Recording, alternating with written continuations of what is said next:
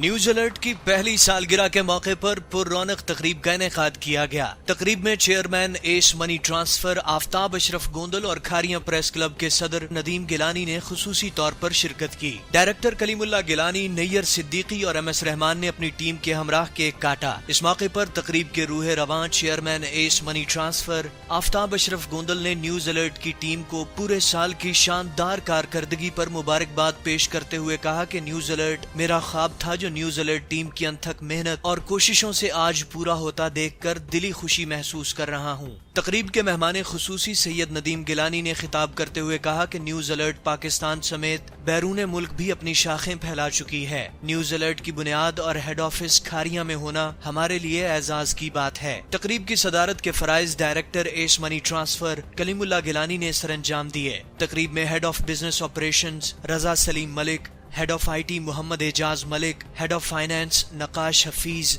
H R manager Farrukh Abbas Khan, assistant to director Adil Sakhi Dar اور video editor news alert Ijaz AJ نے شرکت کی۔ دوران تقریب manager news alert Nayyar Siddiqui اور جنید اعجاز کو بیسٹ پرفارمنس ایوارڈ بھی دیا گیا۔ علی اکبر، نیوز الرٹ کھاریاں۔ مزید خبروں اور اپڈیٹس کے لیے وزٹ کیجیے newsalert.com.pk